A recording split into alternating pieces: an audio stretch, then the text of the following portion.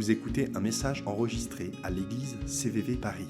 Pour plus d'informations, visitez notre site internet cvvparis.fr. Bonjour à tous, pour ceux qui ne me connaissent pas encore, je m'appelle Joël. On va fêter nos 10 ans de présence à CVV avec mon épouse, que vous venez d'entendre chanter, et nos enfants Esther et David.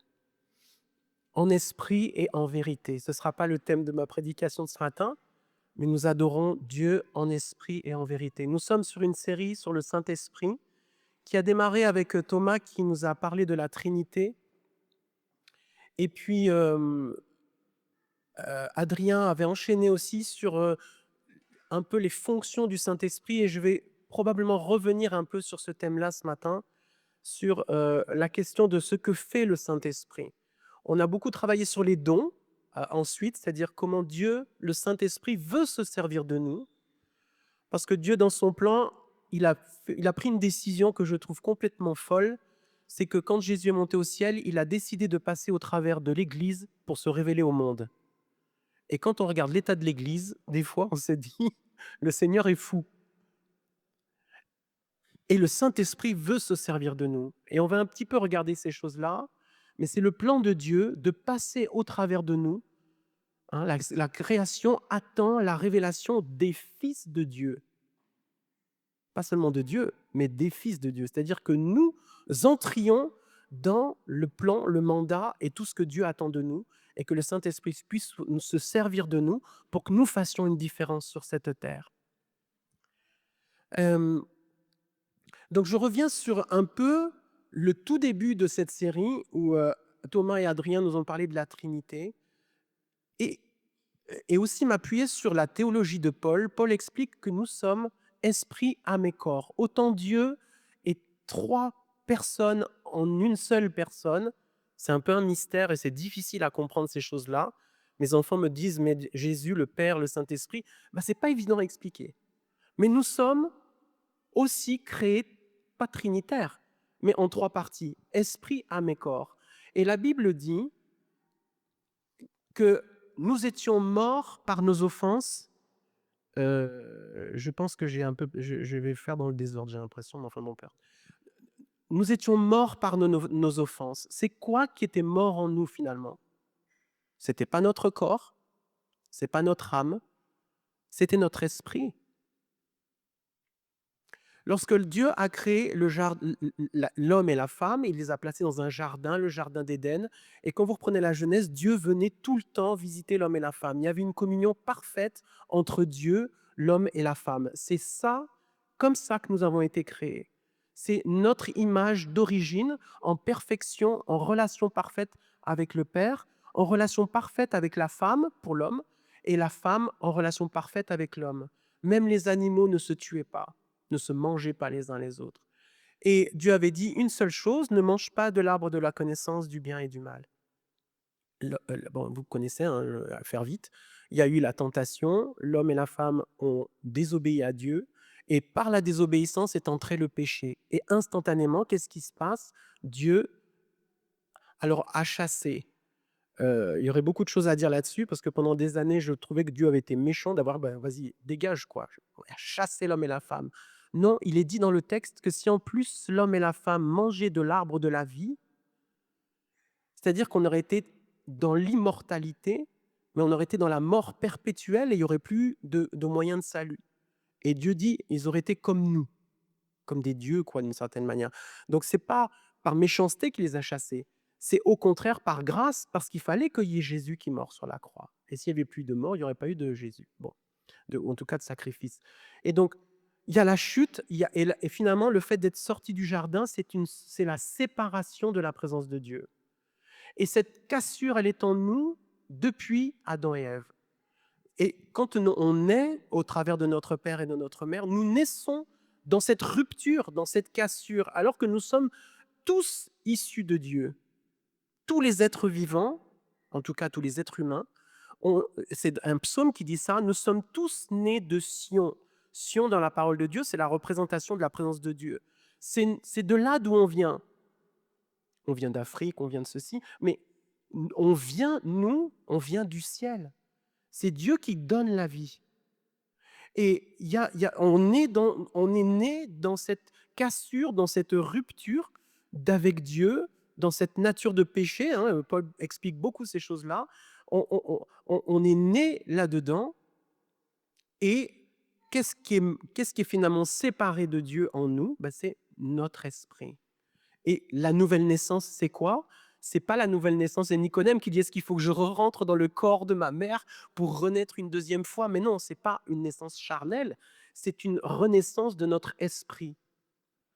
Donc la séparation, finalement, le péché nous sépare de Dieu. La mort, selon Dieu, vous étiez morts par vos offenses, c'est en fait la séparation d'avec Dieu. Et ce qu'on va voir ce matin, c'est que le désir du Saint-Esprit, c'est de nous faire retrouver cette connexion avec Dieu. Et je dirais même plus, et vous allez voir les versets, c'est nous faire retrouver l'image d'origine que nous avons perdue. Sur la terre, je ne sais pas si on pourra. On sait qu'au ciel, nous serons dans ce jardin d'Éden, parce que finalement, le jardin d'Éden est la représentation de la Jérusalem céleste ou de la présence de Dieu même. Mais sur la terre, nous pouvons commencer à marcher et à retrouver l'identité d'origine que nous avons perdue. Pascal disait, il y a dans chaque être humain un vide en forme de Dieu. Eh bien, le Saint-Esprit veut le remplir, et plus que ça, non seulement il veut le remplir, mais il veut nous amener à la perfection, préparer son épouse, l'épouse de Jésus, la fiancée, qu'elle soit la plus belle possible, et nous faire retrouver cette image d'origine. Du coup, Adé, on peut peut-être mettre le titre, c'est fait. Passer à la slide d'après.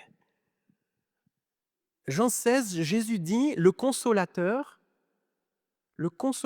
sera venu, quand le consolateur sera venu, l'esprit de vérité, il vous conduira dans toute la vérité.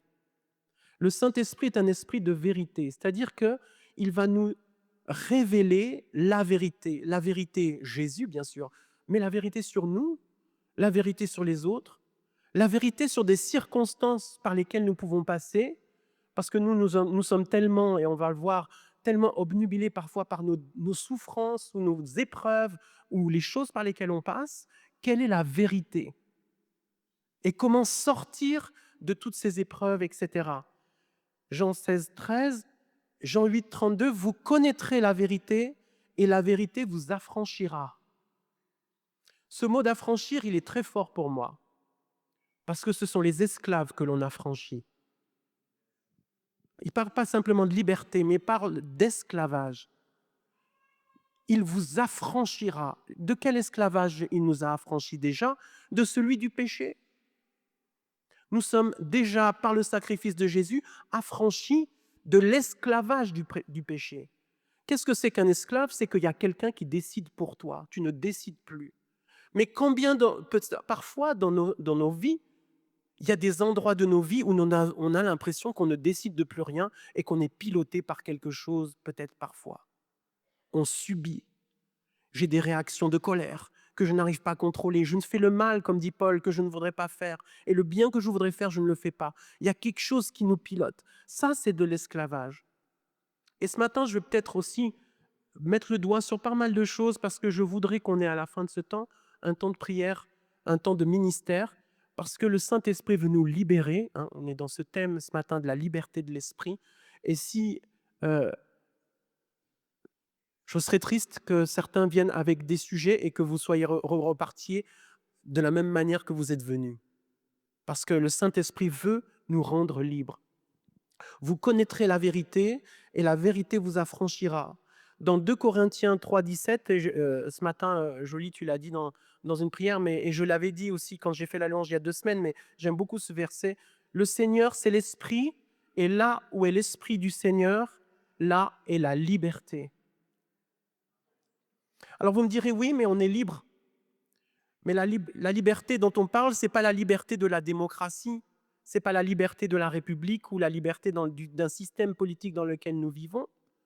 La liberté dont on parle ici, c'est celle que j'évoquais, c'est une liberté dans mon être profond, être bien dans mes baskets, je sais qui je suis et je ne suis pas dans une prétention, mais je suis juste à l'endroit où je suis et je suis libre d'être moi-même.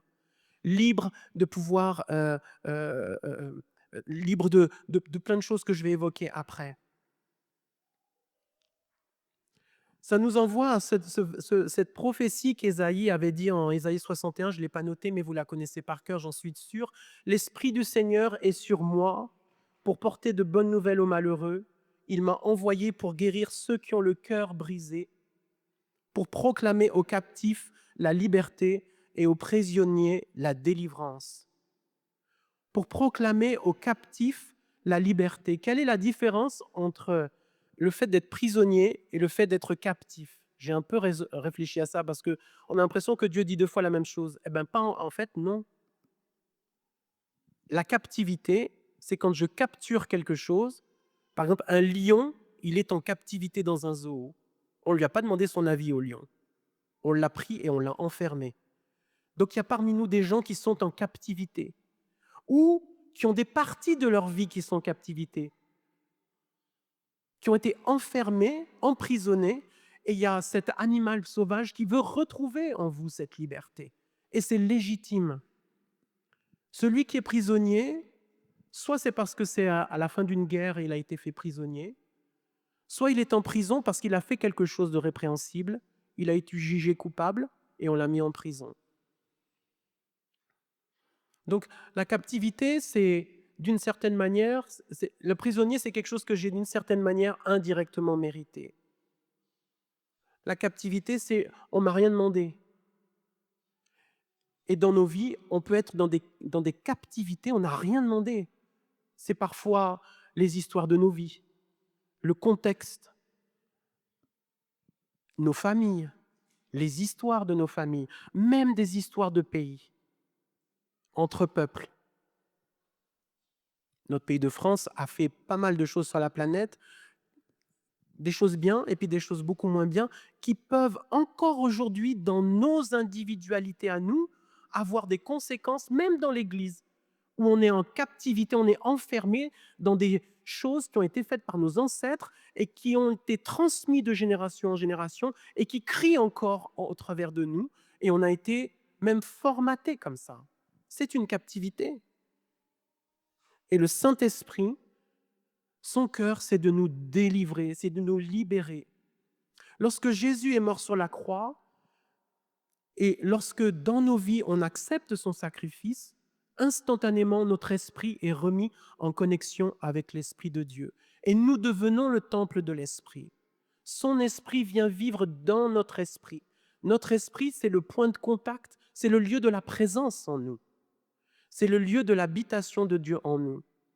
Et ça se fait instantanément et ça demeure. Par contre, notre âme, et c'est Paul qui enseigne beaucoup ça, doit passer par la sanctification. Et c'est là où le Saint-Esprit nous accompagne.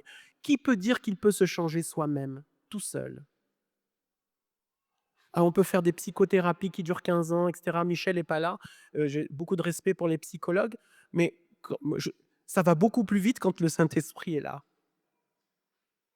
J'ai fait une psychothérapie pendant 1 an à Marseille, mais c'était dans un cadre chrétien et les thérapeutes pratiquaient la révélation et finalement, eh bien, c'était tout le temps le même rituel, c'est-à-dire identifier une offense, s'humilier et demander pardon. Les psychologues sur le marché vont pas forcément vous parler beaucoup de repentance et de pardon, mais les deux, ensemble, c'est efficace.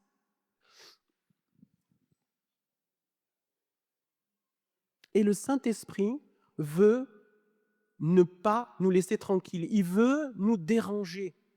Le Saint-Esprit, il n'est pas là pour nous, dans le bon sens, c'est-à-dire nous faire monter, nous faire progresser. Il met le doigt sur les choses qui doivent être travaillées en nous. Adé, le verset 2 Corinthiens 3, 18, qui est la suite de celui-là. Nous tous qui le visage découvert, contemplant comme dans un miroir la gloire du Seigneur, nous sommes transformés en la même image. La même image que nous contemplons dans ce miroir. Nous contemplons quoi? La gloire de Dieu. Le Saint-Esprit veut nous transformer et nous rendre à la gloire de Dieu. Nous transformer en la même image de gloire en gloire par le Seigneur l'Esprit. Donc le Saint-Esprit, le cœur, l'envie, le désir du Saint-Esprit, c'est de ne pas nous laisser là où nous sommes, ne pas nous laisser là où nous en sommes, mais c'est de nous transformer pour nous amener à ressembler de plus en plus à Dieu. Et on revient à cette image que je vous disais, de retrouver l'image d'origine qui a été perdue par la chute, la cassure et la brisure qui est venue avec le péché. Le Saint-Esprit veut faire ça en nous.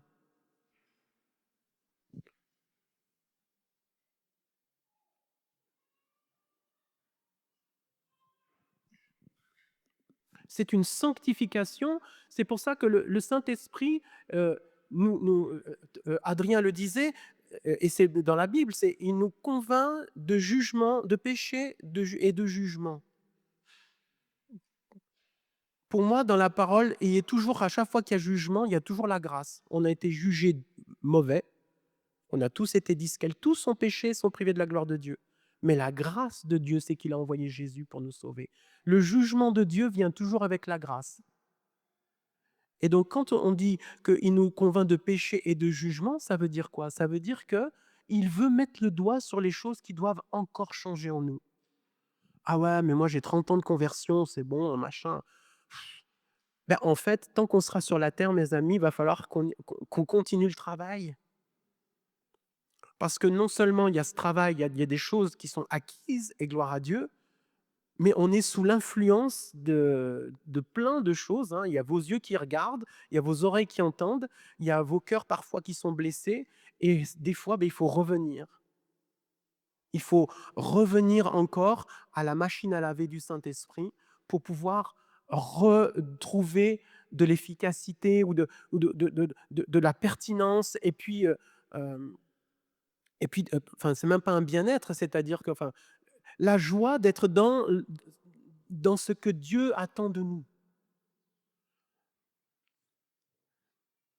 Jean 3,8, le vent souffle où il veut, tu en entends le bruit, mais tu ne sais pas d'où il vient ni où il va.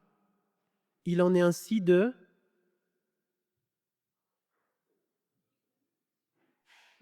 quiconque est né de l'Esprit. C'est qui les quiconque? Vous, madame. Toi, Lionel. Oui, c'est nous les quiconques. Qu'est-ce que Jésus dit à Nicodème? Il est en train de dire, ceux qui sont nés de l'Esprit sont comme des vents. On ne sait pas d'où on vient et on ne sait pas où on va. Ça veut dire quoi? Ça veut dire que c'est le Saint-Esprit qui guide nos vies. Ça veut dire que la vie avec le Seigneur, c'est une vie d'aventure où on ne sait pas, il y a de l'incertitude, mais il y a de la joie, il y a du bonheur. Et donc, c'est l'image d'après. Combien de fois dans ma vie, j'ai pas eu l'impression d'être... on ne voit pas très bien, mais bon. Est-ce que vous arrivez à discerner ce que c'est? Qu'est-ce que vous voyez sur l'écran? Une poule. Combien de fois dans ma vie, j'ai pas l'impression d'être dans le domaine du vent? Combien de fois dans ma vie, j'ai l'impression de tourner en rond, de manquer de liberté, que la vie, elle est routinière, enfin, pas qu'il se passe rien, mais limite, quoi. Et que j'ai les yeux focalisés sur mes problèmes, comme cette poule qui fait que picorer la terre. Et qui cherche et qui gratte la terre, et toujours les yeux tournés vers le bas. Alors que sur l'image d'après, Dieu nous attend, Dieu a fait de nous des aigles qui savons prendre le vent. Dieu a fait de nous et vous savez qu'il y a des versets qui parlent de ça, que ceux qui se confient en l'Éternel renouvellent leur force, ils prennent l'envol comme l'aigle. Mais combien de fois dans ma vie, ou dans la vôtre, on passe notre temps à picorer la terre, à avoir les yeux toujours tournés vers le bas, à se lamenter, à juste titre, je ne dis pas qu'il ne faut pas, mais alors que le Saint-Esprit voudrait nous faire prendre de la hauteur.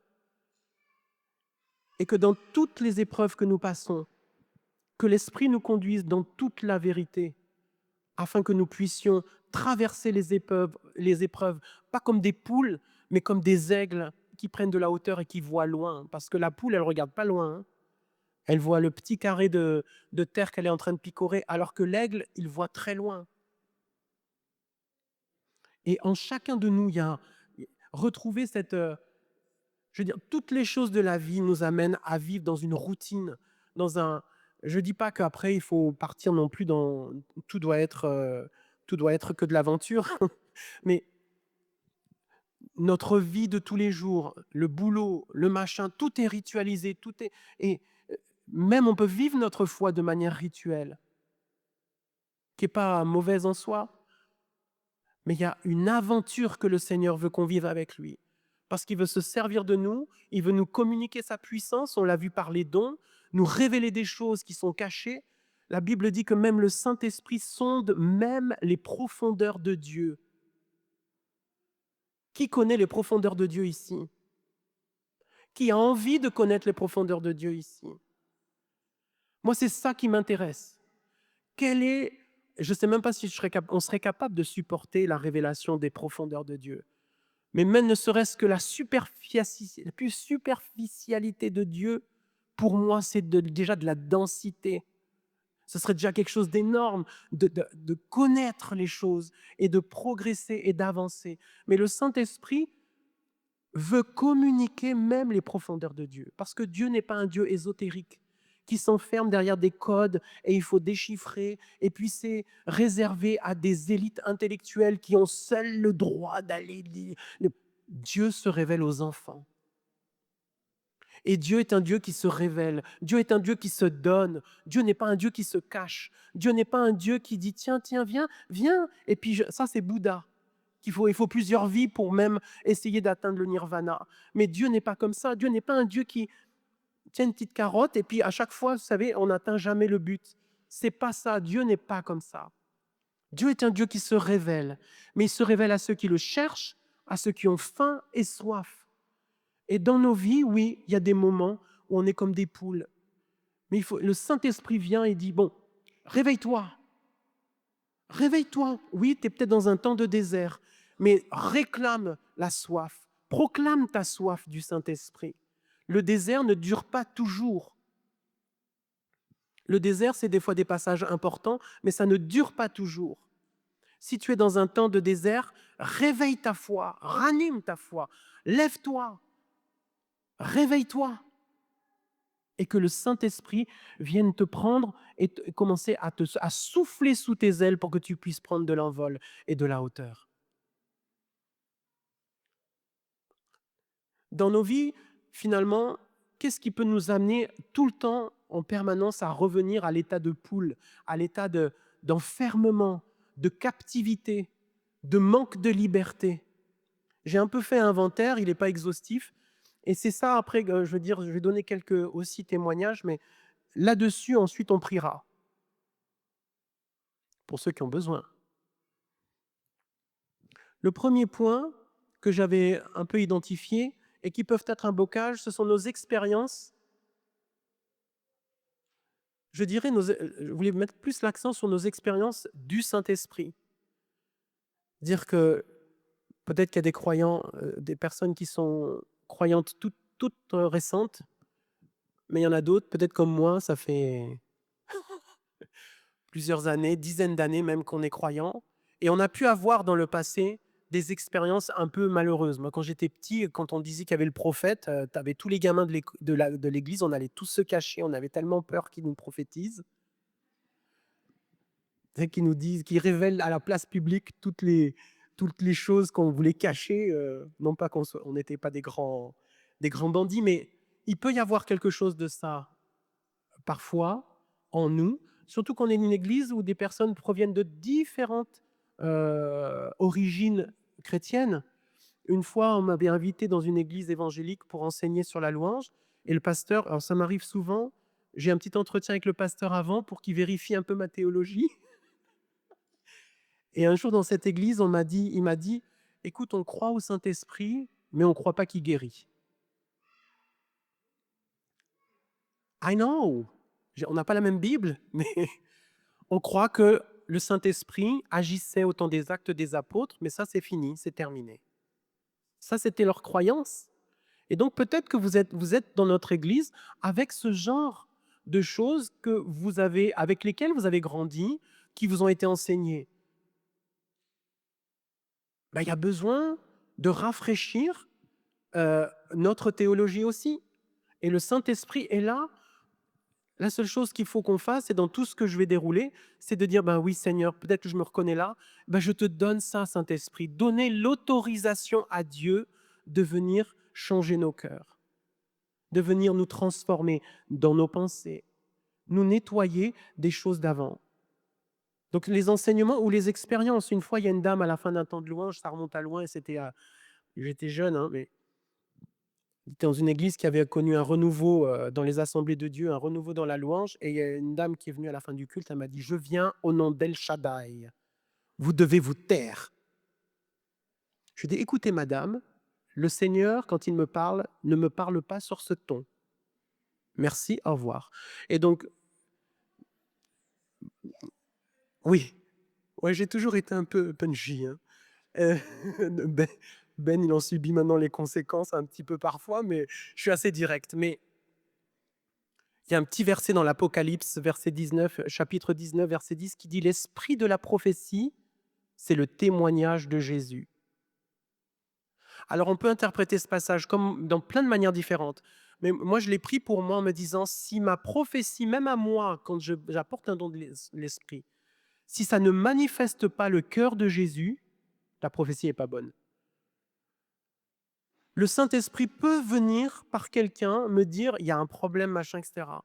Mais le cœur de Jésus, hein, regardez les épîtres à Laodicée, les lettres à Laodicée, au à Philadelphie dans l'Apocalypse. J'ai contre toi».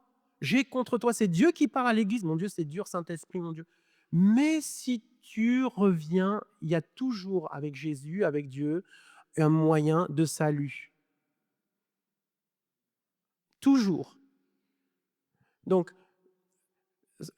l'esprit de la prophétie, et nous tous qui voulons exercer les dons, l'esprit de la prophétie, donc l'esprit du don de prophétie, du don de connaissance, le don, c'est le témoignage de Jésus. Que tout ce que nous faisions soit imprégné du témoignage de Jésus. Donc il y a besoin de parfois nettoyer, même moi j'en ai vécu des expériences avec le Saint-Esprit, notamment aussi un réveil. À l'époque, les gens tombaient, alors tombaient devant, derrière, machin, il y a eu tellement de débats, mon Dieu.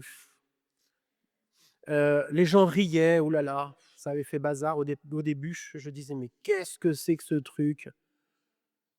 Ouf, ouf, non, non, heureusement j'ai jamais vu de chien. Des fois des gens qui ont fait des canards. Je crois à Belleville, il y avait eu quelques trucs comme ça, hein, Randy, je sais pas si tu te souviens de cette époque, mais des fois, on se disait: «C'était n'importe quoi», mais quand j'ai vu que il y avait des gens qui avaient eu les vies changées, transformées, faites attention de ne pas attribuer au diable les œuvres du Seigneur quand on ne les comprend pas. Des fois, ça choque, hein, mais moi, j'ai attendu, cette onction-là. J'ai dit: «Seigneur, moi, je sais pas, je le sens pas très bien là, le truc», donc et puis quand j'ai commencé à voir les fruits, il y avait des gens qui franchement, il y avait un mec dans mon église à Lyon là, il a vraiment été transformé et il riait tous les dimanches matins. Je Il était saoul, machin, il titubait, tout ça, mais en fait, il a vraiment été transformé. J'ai dit: «Bon Seigneur, OK». Et puis après, mais même si le Seigneur, enfin le je vais pas le dire comme ça.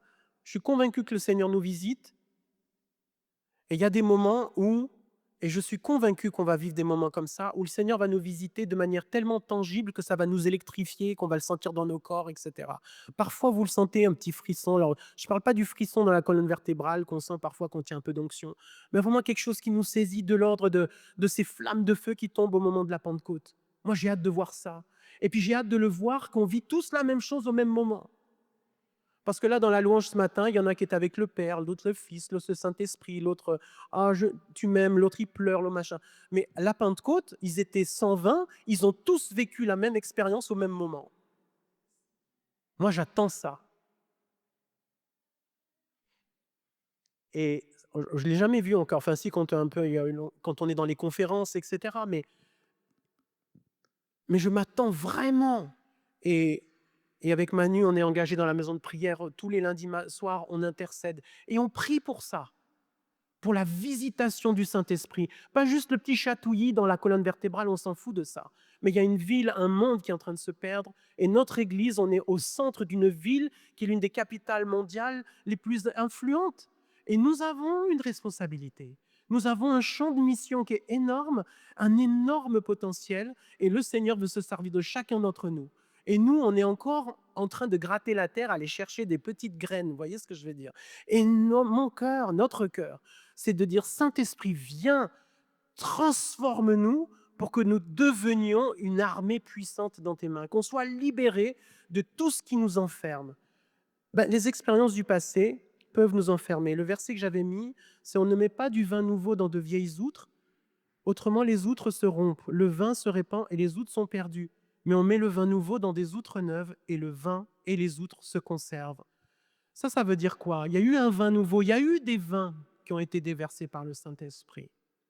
Nous qui avons vécu des visitations, il faut qu'on se nettoie en permanence. À l'époque, on était enseigné sur ces choses-là. Dans l'ancien temps, quand on voulait une outre, c'est une peau de chèvre, hein, dans laquelle on mettait le vin. Mais la peau de chèvre fermente avec le vin. Et quand le vin arrive et que il n'y a plus de vin et que la peau, elle sèche, elle devient tellement dure que si on remet du vin, elle explose. C'est ça qu'explique Jésus. Et à l'époque, eh bien, on retournait la peau, on mettait de l'huile et on grattait. Eh bien, ça, c'est l'œuvre du Saint-Esprit.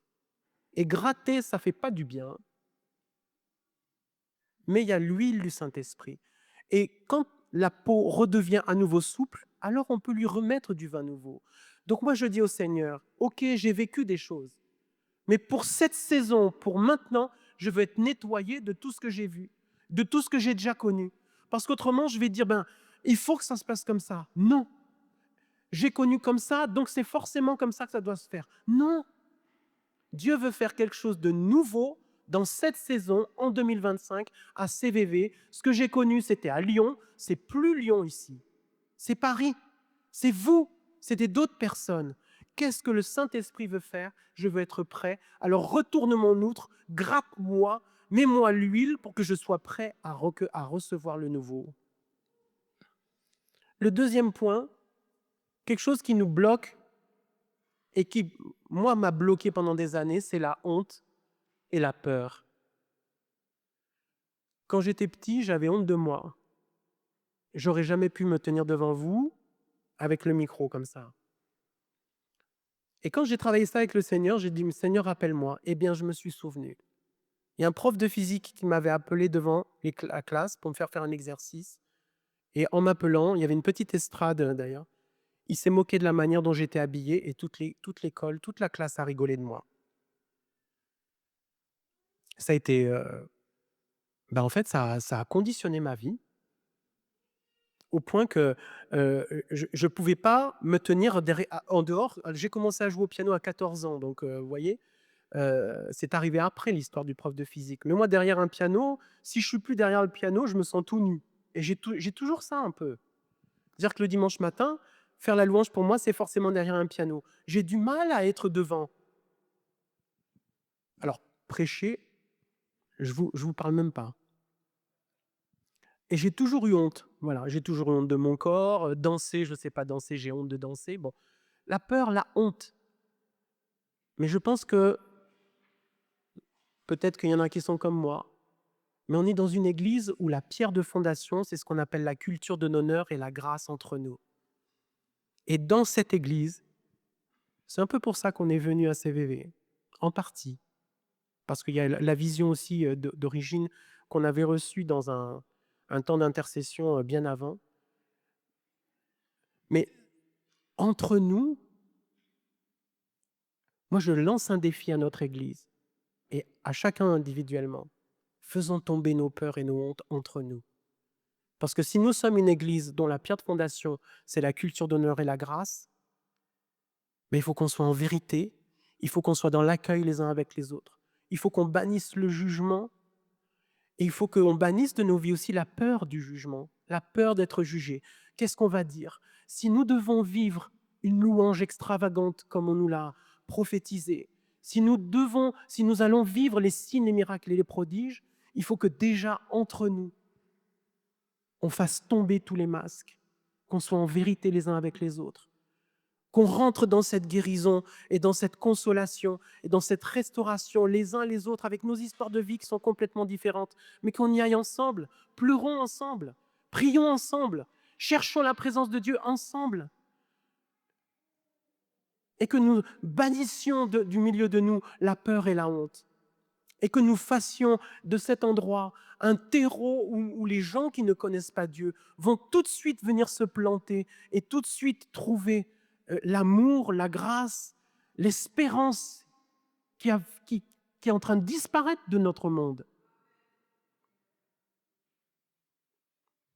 Le verset qui va avec cette partie-là, c'est « Vous n'avez pas reçu un esprit de servitude ». Et encore une fois, Paul parle de l'esclavage. « Mais vous avez reçu un esprit d'adoption par lequel nous crions « Abba, Père ». Je vais accélérer le troisième point, qui est un point qui me tient particulièrement à cœur, c'est le rationalisme et l'intellectualisme. Le rationalisme, c'est il n'y a de connaissance du monde que par la raison, c'est-à-dire je ne connais mon environnement que parce que je réfléchis. C'est ça le rationalisme. Et l'intellectualisme, c'est tout doit être soumis à mon intelligence. Manque de peau, Paul nous enseigne que celui qui parle en langue, son intelligence est stérile. Qu'est-ce que ça veut dire stérile? Ça veut dire qu'elle ne porte pas de fruits. Ça veut dire qu'il y a une séparation entre l'intelligence et l'esprit. Ça ne veut pas dire qu'on doit être stupide. C'est pas ça que Dieu dit. C'est qu'il y a une soumission de l'intelligence aux choses de l'esprit. C'est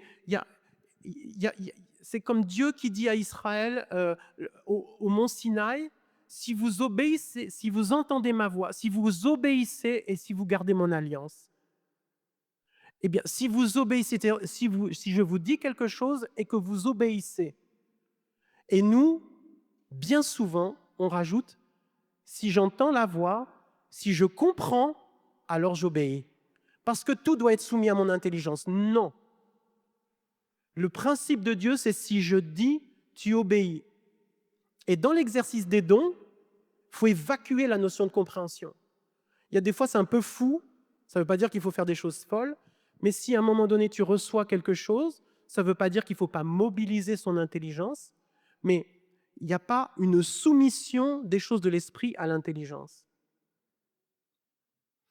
J'ai noté quelques passages, moi, je suis tombé dedans quand j'étais petit. Quand j'ai eu 7 ans, j'avais une verrue qui avait commencé sur le pouce ici, et elle s'est propagée sur mes 2 mains, j'avais 15 verrues. Mais quand j'étais plus petit, j'en avais une au pied. Et le dermatologue, à l'époque, c'était à l'azote liquide. Je ne sais pas si vous avez déjà fait ça, mais voilà, ça faisait mal. 15 verrues, j'ai dit, mais je vais mourir, 15 verrues. Je suis allé à l'imposition des mains, parce qu'à l'époque, c'était comme ça que ça se passait. Pendant 1 an, j'ai été à l'imposition des mains. C'est-à-dire que le pasteur, à la fin de culte, il prie pour les malades. Et un jour, du jour au lendemain, mes 15 verrues, elles ont disparu. J'avais 7 ans. Donc moi, le surnaturel de Dieu, je le connais, j'ai déjà eu affaire. Quand j'étais petit, on habitait Grenoble, mais on allait à l'église à Voiron, il y avait 25 km. On rentre de Voiron, il y avait un orage à tout casser. Ma mère, elle avait une vieille voiture, c'était dans les années 80, je pense que c'est une voiture des années 60. Ma mère, elle perd le contrôle, la voiture, elle s'est mise à tourner dans tous les sens. On a crié Jésus, la voiture, elle est revenue toute droite. Donc moi, le rationalisme, oui, je suis ingénieur de formation scientifique. Mais alors, tout de suite, j'ai été vraiment plongé dans le surnaturel de Dieu. Dans Josué 10, ils sont en train de se battre. Dieu a suspendu la course du soleil pendant une journée. Mais ce n'est pas biblique. Et la science, si c'est biblique, mais la science, ce n'est pas possible. Dieu a retenu le cours du soleil. Oui, mais c'est allégorique et tout ça, machin, mais c'est une image. Tu sais, on est presque dans la légende quand même. Quand Philippe va évangéliser l'eunuque, vous reprendrez, je ne sais pas, je n'ai pas noté la référence, il nous est dit, c'est marqué comme ça, que l'Esprit de Dieu a enlevé Philippe et que l'eunuque ne l'a plus vu. On est dans Star Trek là. Mais nous, on lit les actes comme ça. Blablabla. Mais enfin, Dieu est capable de nous enlever, nous transporter ailleurs, nous faire disparaître aux yeux des gens. Mais notre rationalisme, notre intelligence nous dit c'est pas possible. Si moi je viens dimanche vous dire que j'ai vécu une expérience comme ça, vous allez appeler le SAMU et vous allez m'interner. Est-ce que Dieu est capable de faire des choses au-delà de notre raisonnement et de notre intelligence? Le verset qui va avec, c'est les armes avec lesquelles nous combattons ne sont pas charnelles, mais elles sont puissantes par la vertu de Dieu pour renverser des forteresses. Nous renversons les raisonnements et toute hauteur qui s'élève contre la connaissance de Dieu et nous amenons toute pensée captive à l'obéissance de Christ. Nous sommes dans un pays qui a développé le rationalisme et l'intellectualisme et le dualisme et toutes ces choses-là avec Descartes. Nous sommes dans cette nation-là. Et ces choses sont enseignées il n'y a pas très loin. C'est une forteresse dans nos églises, dans notre culture française. Et dans nos églises, il faut qu'on se débarrasse de ça. Pas de l'intelligence.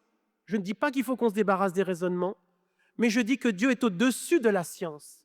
Et que c'est lui qui l'a créé. Il est capable d'en changer les lois si tel est son bon plaisir. Et combien de témoignages on a qu'au Brésil, en Afrique, et pourquoi pas en France, il y a des dents avec un métal qu'on ne sait pas d'où il vient. Pourquoi est-ce qu'il faudrait que ce soit toujours dans les pays compliqués, ou en tout cas qui ne sont pas développés comme les nôtres, où il y a de la souffrance? Pourquoi est-ce qu'on ne le vivrait pas ici? Je vais plutôt le dire autrement. Je voudrais le vivre ici, parce que Dieu est le même au Brésil, en Afrique et ici. Mais qu'est-ce qui fait obstacle? Les forteresses. 4e point, et je vais accélérer parce qu'il est midi moins 10, j'ai encore un petit peu de temps, mais j'aimerais bien compris. Les blessures et les traumatismes de la vie. On peut aller directement sur le verset. Purifions-nous de toute souillure de la chair et de l'esprit. Il y a des souillures de l'esprit. Il n'y a pas que les souillures de la chair, c'est-à-dire le péché. Mais il y a alors, tout est péché, mais il y a des souillures même de notre esprit. C'est quoi ces souillures de l'esprit? Ce sont tous les traumatismes, des deuils qu'on n'a pas réussi à surmonter, des divorces, de l'occultisme. Tout ça vient souiller notre esprit. Et il y a besoin de nous purifier de ces choses-là parce que ça nous empêche parfois de pouvoir rentrer dans les choses de l'esprit. Donc oui, il y a des souillures de la chair et chacun... Je voudrais juste dire que Jésus nous a délivrés de la puissance du péché, mais tant que nous serons dans ce corps de chair, nous allons pécher. Et ça, c'est une des hontes d'ailleurs dont le Saint-Esprit doit nous libérer, c'est de prendre conscience que Dieu nous a affranchis de la puissance du péché et de la mort. Mais si nous péchons, il est fidèle et juste. Si nous confessons, il est fidèle et juste pour nous pardonner. Jésus savait très bien que nous sommes dans ce corps de chair et que malheureusement, malgré tous les efforts qu'on peut faire, on tombe encore. Mais Jésus, on revient à la croix et Jésus est le seul moyen d'avoir la purification et la sanctification. Et le Saint-Esprit nous change et nous transforme pour nous rendre de plus en plus saints et qu'on ne retombe plus. Mais il en est de même sur les souillures de l'esprit. Je dirais même que si nous sommes dans des familles qui ont trafiqué dans les puissances occultes, il y a des purifications et des nettoyages à faire pour qu'on puisse être libéré dans les choses de l'esprit et être efficace entre les mains du Seigneur. Le 5e point, et ce sera le dernier, il y en a plein d'autres certainement. Chacun, dans son histoire de vie, a peut-être des points que je n'aurais pas évoqués ce matin, mais ce n'est pas grave parce que je dirais que le Saint-Esprit, ce qu'il faut, c'est lui dire « Oui, viens, je veux remettre ma vie sur l'établi, je veux remettre ma vie sur le tour du potier pour que tu reconstruises à partir de cette argile un nouveau vase, ou que tu viennes, consolider mes fêlures, mes cassures, mes brisures, que tu viennes reconstruire, recoller éventuellement. » Le dernier point, c'est l'héritage de nos familles. Je l'ai un petit peu dit, mais il y a des choses, dans ce que nous devons vivre qui sont de cet ordre-là. Moi, je suis dans une famille où il y a plein de gens qui divorcent. J'ai dit: «Moi, ça ne viendra pas chez moi» et on brise les cycles. Des fois, c'est des maladies, des cancers, génération après génération. Mais il faut juste qu'il y ait un juste qui se lève dans une famille pour stopper l'œuvre de destruction des ténèbres. Et quelqu'un qui se dise: non, stop, ça ne passera pas par moi, c'est terminé. Vous connaissez ce verset qui dit d'ailleurs, j'ai remarqué en le lisant dans la Bible que les prophètes disent: vous dites en Israël. Donc ce n'est pas un verset, mais les Israélites disaient: les parents ont mangé les raisins verts et ce sont les enfants qui ont eu les dents qui ont grincé. C'est-à-dire que les parents ont fait des choses et c'est nous qui récoltons. Mais dans vos familles, levez-vous pour dire stop avec l'autorité du Seigneur. Et il y a des choses, notamment parfois de l'occultisme, dans l'hindouisme, le bouddhisme et toutes ces choses-là qui polluent l'esprit. Et quand on vient à la foi chrétienne, il y a besoin de se débarrasser de toutes ces souillures. Vous-même, vous avez peut-être pu pratiquer avant et peut-être pendant même des choses qui ne sont pas de Dieu. L'astrologie, les cartomanciens, les guérisseurs, toutes ces choses-là viennent souiller notre esprit. Et comment voulez-vous, après, avec un esprit souillé, recevoir une juste révélation de Dieu et adorer le Père en esprit et en vérité tel qu'il l'attend? Il n'y a pas de condamnation, il y a juste se dire: ah ok Seigneur, je remets ma vie sur l'établi et Saint-Esprit, viens faire ton nettoyage, viens curer ma vie, viens racler ma vie, viens remettre de l'huile sur toutes ces choses et viens me délivrer et me libérer. Il veut libérer les captifs, il veut délivrer les prisonniers, il veut guérir les cœurs brisés, il veut proclamer une année de grâce de l'Éternel et un jour de vengeance de notre Dieu. Que Dieu se lève contre tous ceux qui même parlent mal de nous et qui nous enferment et qui nous mettent en captivité. Quand j'en serai bien sorti, je vous raconterai par quelle épreuve je suis passé. Et avec Jolie, on prie énormément. C'est professionnel, c'est pas évident. J'en suis en train de sortir, mais quand j'aurai vraiment la victoire, je vous raconterai tout ce qui s'est passé. Et je suis un témoin vivant que Dieu guérit parce que j'avais honte, j'avais peur. J'ai chassé mon père de la maison quand il avait 10 ans. J'ai dit: je ne veux plus te voir. On ne veut plus te voir ici. Et j'ai grandi avec Dieu le Père. Quand quelqu'un disait papa dans l'église, ça me donnait des boutons, j'avais envie de taper les gens. Parce que j'ai mis mon père à la porte. Dieu m'a guéri de ça. Dieu m'a guéri physiquement. Et je suis témoin que Dieu libère captifs. J'ai encore besoin de libération et d'être délivré. Et c'est l'histoire de notre vie, c'est l'histoire de ma vie, jusqu'à ce que nous soyons enlevés et que nous soyons libérés définitivement de ce corps pour que nous soyons en harmonie avec le Père et que nous soyons cette image, dans cette identité retrouvée avec Dieu. Amen.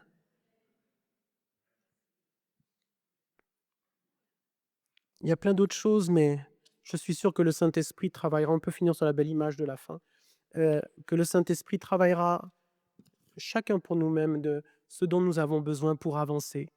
Sortez de l'état de poule, de l'état d'animal en captivité, enfermé dans un zoo, qui a du plus profond de vous un cri qui sorte et qui dit: ça suffit.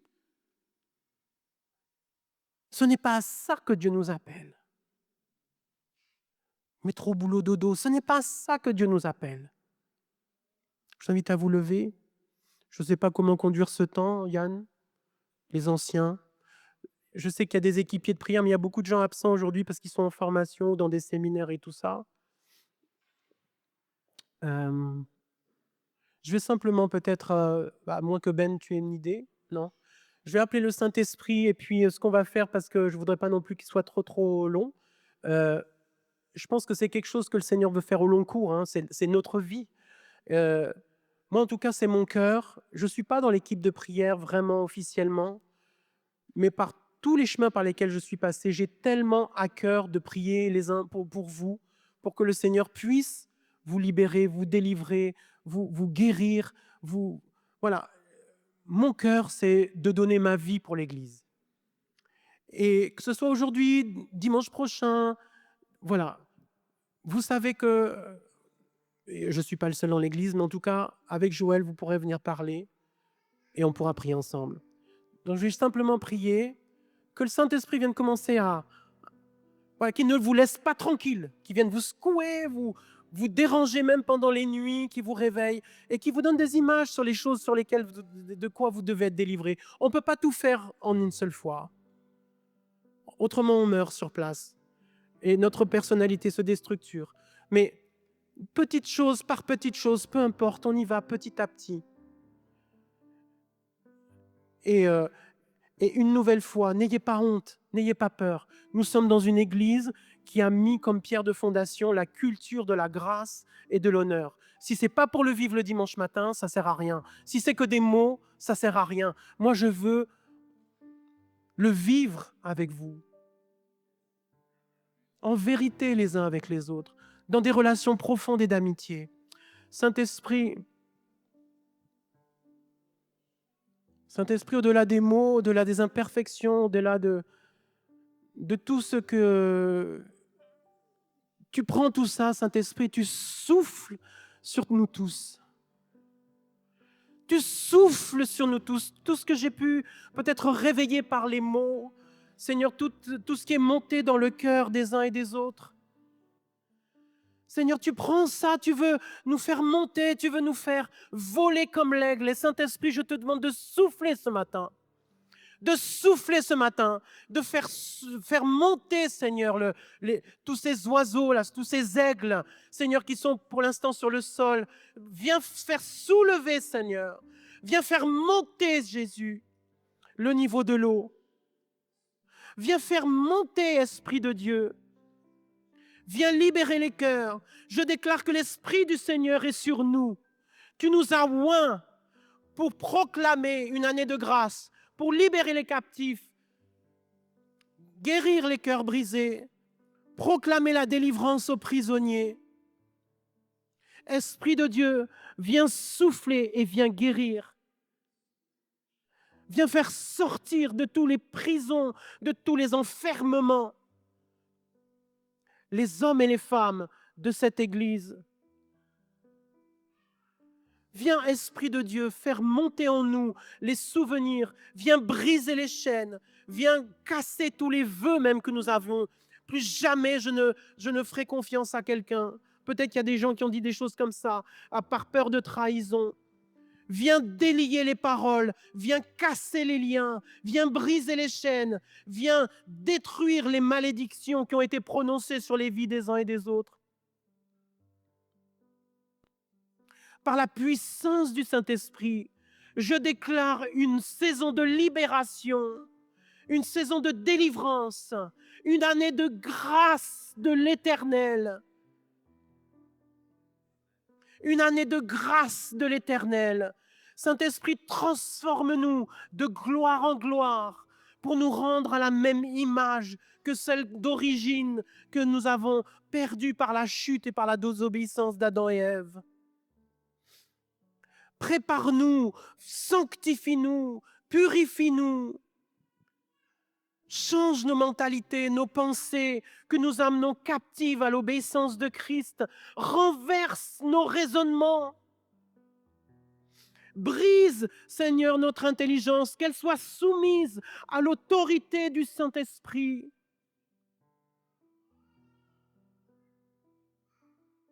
Nous te donnons toute liberté, Saint-Esprit, dans nos vies.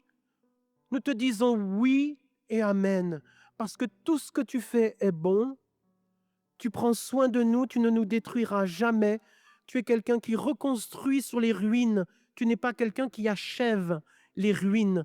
Tu n'es quelqu'un qui souffle sur les braises. Tu n'es pas quelqu'un qui éteint définitivement le feu, mais tu es quelqu'un qui souffle sur les braises. Et ce matin, je souffle sur les braises de ceux qui se sont un petit peu éteints. Je réveille tous ceux qui sont encore un peu endormis.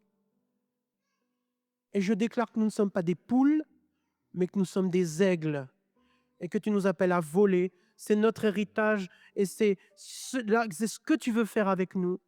Tu veux faire de notre vie une aventure et pas une routine où on s'ennuie et où on attend le retour du Seigneur.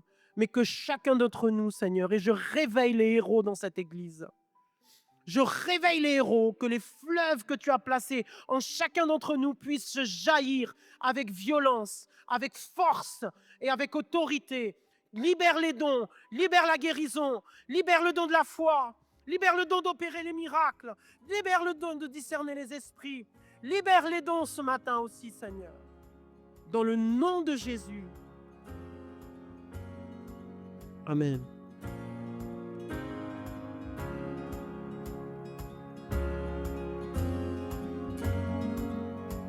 Vous venez d'écouter un message enregistré à CVV Paris. Pour plus d'informations, visitez notre site internet cvvparis.fr.